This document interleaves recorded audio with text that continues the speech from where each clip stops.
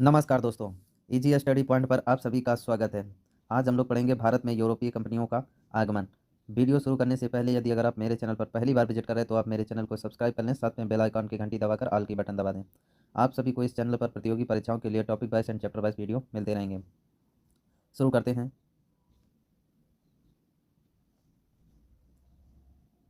समुद्री मार्ग की खोज। तो देखो, समुद्री मार्ग की खोज ये कुछ यूरोप था और ये अफ्रीका है और ये कुछ यहीं पर एशिया वाला हिस्सा लगता है। ठीक, भारत कुछ ये स्थित है। अब यहाँ से लेके यहाँ से ऐसे रास्ता खोजा गया, तो ये रास्ता खोजने की ज़रूरत क्यों पड़ी? तो इस खोज के कारण पहले तो इस यहाँ के जो यूरोपवासी थे पहले यहाँ से व्यापार करते थे सीधे यहाँ एशिया से ऐसे ऐसे। मगर यहाँ पर एक जगह अभी बताएंगे, आगे ये वाला पॉइंट पढ़ेंगे तब। तो भारत और यूरोप के बीच समुद्री मार्ग के खोज के जो कारण थे वो कई थे। इसमें से सबसे पहला प्रयास इसके खोजने का किया कोलंबस ने, मगर कोलंबस सही रास्ते पर नहीं आ पाया। उसका कारण ये था कि इसके मेज पर नक्शा जो था वो गलत उल्टा रख गया था। इसकी वजह से ये पहुंच गया, आना उसको इस तरफ, तब पहुंच गया इस तरफ। तो वो अमेरिका खोज लेता है कोलंबस, और भारत नहीं खोज पाता। फिर वास्को डी गामा भारत और यूरोप के बीच नए समुद्री मार्ग की खोज करता है। अब इसके खोज के कारण क्या थे? तो इस खोज के कारण में देखो, कुछ तो दुनिया पर तुर्की का अधिकार, ये कुछ था तुम्हारा यूरोप। यहाँ से मान लो ऐसे ये यूरोप है और यहाँ से कुछ ये लग जाता है अफ्रीका, और ये तुम्हारा एशिया का हिस्सा था ये सारा। मगर यहाँ पर इंडिया बसा है, तो यहाँ पर कुछ तुर्की है और यहीं पर तुमको मिलेगा ये कुछ यूरोप का हिस्सा है। ये जगह से एक कुश्तुन दुनिया जगह पड़ती है और ये है तुर्की। तुर्की ने कुश्तुन दुनिया पर अधिकार कर लिया। तो जब कुश्तुन दुनिया ने तुर्की पर अधिकार कर लिया तो यूरोप वासी एशिया से व्यापार नहीं कर पाए और ये हो गए मतलब व्यापार इनका प्रभावित हो गया। इसलिए नए समुद्र मार्ग की खोज का इन्होंने प्रयास किया। तो एक ये कारण हो गया। दूसरा कारण इसमें था जहाज रानी निर्माण एवं नौ परिवहन में प्रगति। देखो 1500 ईस्वी की बात हो रही, इससे पहले जो थे वो ज़्यादातर पानी वाले जहाज नहीं बनते थे। मगर 1500 ईस्वी तक इनका विकास अच्छा खासा होने लगा, जिससे नौ परिवहन में प्रगति हो गई। तो अब ये जलमार्ग से रास्ता ढूंढने लगे। इसमें से अगला कारण जो था वो पूर्णा जागरण की भूमिका थी। देखो पूर्णा जागरण की भूमिका इसलिए कि जब एक ये देश है, एक ये देश है, कई देश, दुनिया के अनेक देश अपने विचारों का आदान प्रदान करने लगे। पूर्णा जागरण में यही हुआ, तो ये फिर व्यापार भी करने लगे एक दूसरे से। तो ये एक इसमें से एक कारण था। नए फिर ये सोचे कि चलो हम यहाँ से समुद्री मार्ग से खोज करें भारत की। और जब सबसे मुख्य कारण था इसमें, वो था, इसमें सबसे मुख्य कारण जो था वो था भारत भारत से व्यापार कर अधिक धन कमाने की लालसा। यूरोपवासी जो थे वो भारत से व्यापार करके अधिक धन कमाना चाहते थे। ये इसमें से मुख्य कारण है। और इसमें से यूरोप एवं एशिया के व्यापार पर जो वेनिस एवं जेनेवा के व्यापारियों का अधिकार हो गया था। यूरोप के जितने भी व्यापार थे, एशिया के ज़्यादातर व्यापारों, इसकी वजह से ही पुर्तगालियों ने इसकी खोज की। एशिया का अधिकांश व्यापार जो था वो अरब अरब वासियों के हाथ आ गया। जब ये रास्ता बंद हो गया तो रास्ते से जब व्यापार रुक गया तो अरब वासियों के हाथ में आ गया ज़्यादातर व्यापार। अब वास्को डी गामा ने भारत और यूरोप के बीच नए समुद्री मार्ग की खोज की थी। तो वास्को डी गामा के बारे में जानते थे, ये पुर्तगाली निवासी था। ये कहाँ से आया था? तो केप ऑफ गुड होप, जिसे उत्तमासा अंतरिप कहते हैं, के रास्ते होते हुए एक गुजराती इसका पथ प्रदर्शक था, यानी रास्ता बताने वाला था, जिसका नाम था अब्दुल मुनीक। इसकी सहायता से ये कालीकट बंदरगाह पहुंचा। और कालीकट बंदरगाह में कहाँ पहुंचा था? तो कप्पक डाबू नामक स्थान पर पहुंचा था। कब पहुंचा था? तो 17 मई 1498 ईस्वी में ये पहुंचा। अब इसका जब ये पहुंचा तो यहाँ जो कालीकट के तत्कालीन जो शासक थे जमोरिन, उन्होंने इसका स्वागत किया वास्को डी गामा का।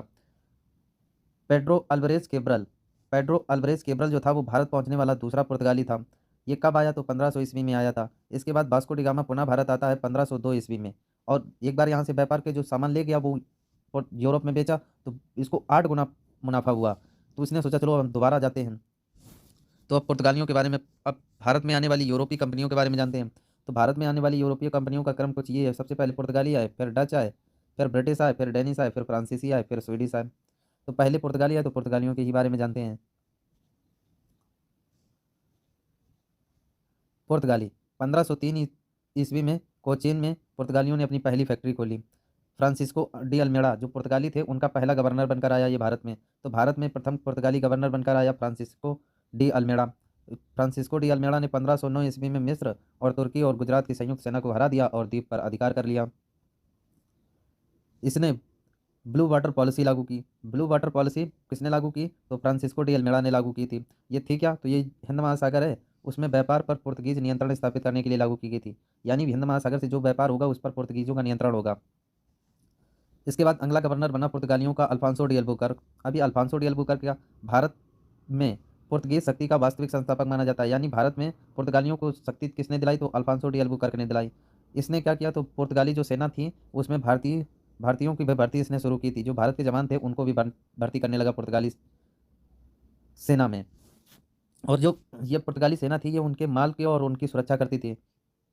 जो ये व्यापार करते थे, जो सामान होता था और जो व्यक्ति आते थे पुर्तगाल से, उनकी सुरक्षा करती थी ये सेना।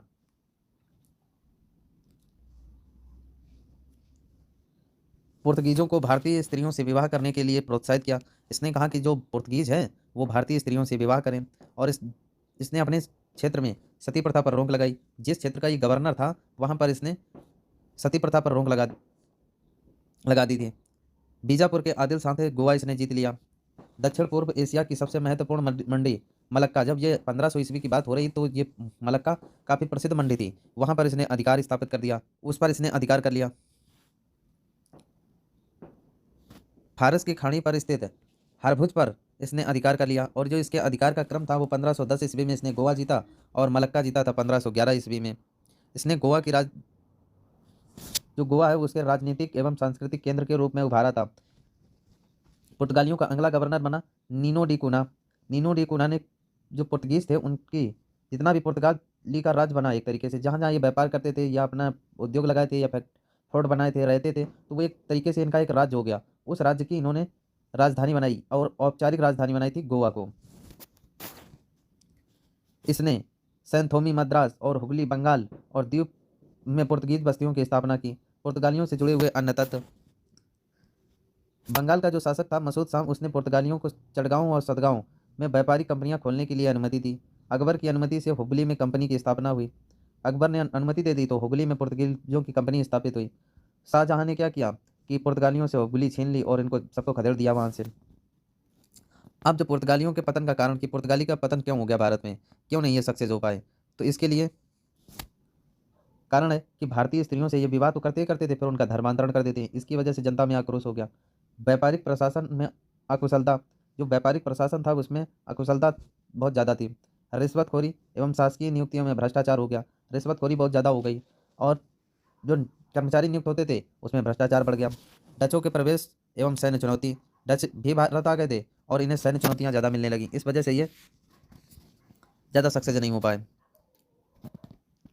अब पुर्तगालियों की भारत को देन कि पुर्तगालियों ने भारत को क्या दिया, यानी पुर्तगाली जब आए तो भारत में क्या उन्होंने शुरू किया पहली बार। तो भारत एवं जापान के बीच में जो व्यापार होता है वो शुरू करने का श्रेय जो दिया जाता है वो पुर्तगालियों को ही दिया जाता है। भारत में प्रिंटिंग प्रेस की शुरुआत जो की वो पुर्तगालियों ने शुरू की थी। भारत में तंबाकू की सबसे पहली बार खेती किसने की, तो पुर्तगालियों ने की थी। भारत में एक कला होती है जिसका नाम है गोथिक स्थापत्य कला, उसकी शुरुआत किसने की, पुर्तगालियों ने की थी।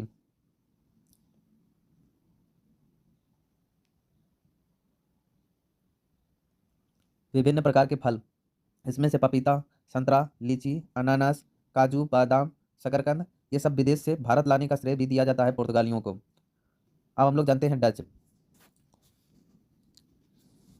तो डच पुर्तगालियों के बाद भारत में डच आए थे। डच जो थे ये कहाँ के रहने वाले थे, तो ये नीदरलैंड और हालैंड के रहने वाले थे। इनकी कंपनी का जो नाम था वो था United East India Company of Netherlands.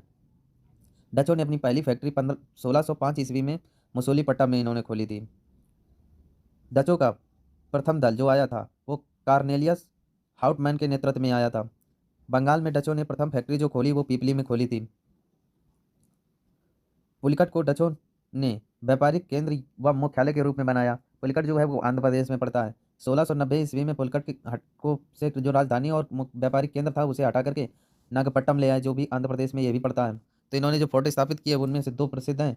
Chinsurah में गुस्तावस फोर्ट जिसकी स्थापना 1653 ईस्वी में इन्होंने की थी, और कोचीन में फोर्ट विलियम की स्थापना की जिसकी स्थापना 1663 ईस्वी में इन्होंने की थी। अब डचों से जुड़े हुए अन्य महत्वपूर्ण तत्व जान लेते हैं। तो डचों ने मसाला द्वीप जो इंडोनेशिया में पड़ता है उसे पुर्तगीजों से जीत लिया, यानी पुर्तगीज पहले वहाँ पर शासन करते थे, डचों ने इनको भगा दिया पुर्तगालियों को और खुद शासन करने लगे। डचों ने मलक्का तथा सिलोन श्रीलंका को जीता। जो मलक्का पुर्तगालियों के कब्जे में था उससे भी इन्होंने छीन लिया। डचों ने जकार्ता को जीत कर एक नया जो इंडोनेशिया की पूर्व राजधानी थी जकार्ता, उसको इन्होंने जीता था उस जमाने में 1500 ईस्वी में। आज भी ये राजधानी है, पूर्व राजधानी रही है, अभी कुछ दिन पहले बदली गई है। इस यहाँ पर एक नया नगर बसाया था जिसे बेटेविया नगर कहते हैं। बेटेविया की स्थापना की थी। मुगल बादशाह औरंगजेब ने 3.5% वार्षिक चुंगी के बदले में बंगाल, बिहार और उड़ीसा में डचों को व्यापार करने का अधिकार प्रदान किया। डचों की व्यापारिक व्यवस्था जो थी वो सहकारी व्यवस्था थी, जिसे कार्टल या सहकारिता भी कह सकते हो, इस व्यवस्था पर आधारित थी। डचों ने भारत को क्या दिया, यानी डच के आने के बाद भारत में क्या पहली बार शुरू हुआ, तो भारत में सूती वस्त्र जो है उसके उद्योग का विकास डचों के आने से हुआ। और भारतीय वस्त्र को निर्यात की वस्तु बनाने का श्रेय भी डचों को दिया जाता है। निर्यात का मतलब होता है बेचना। जो भारतीय वस्त्र हैं उनका दुनिया में बेचने का श्रेय शुरू हुआ वो किसको दिया जाता है, तो डचों के द्वारा ही शुरू किया गया। और भारत में इन्होंने सहकारिता व्यवस्था भी लागू की थी। डचों के जो पतन का कारण थे वो थे डच कंपनी जो थी वो सरकारी कंपनी थी, यानी सरकार का सीधा नियंत्रण इस पर स्थापित था।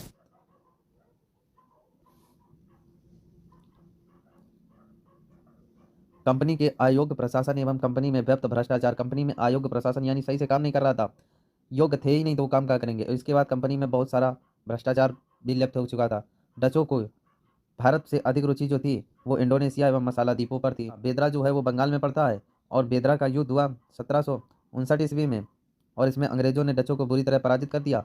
जिसके बाद डचों की भारत से शक्ति थी वो समाप्त हो गई लगभग लगभग, और जिन्होंने जो इनकी कंपनियां थी और जो इनका इंफ्रास्ट्रक्चर था वो सब अंग्रेजों को बेच कर ये भाग गए।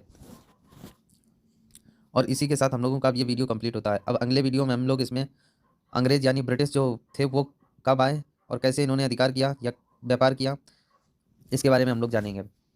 अगर आप लोगों को ये वीडियो पसंद आया हो तो लाइक शेयर जरूर कर दें, कमेंट करें और मेरे चैनल को सब्सक्राइब जरूर कर लें। अब हम मिलते हैं अगले वीडियो में। धन्यवाद।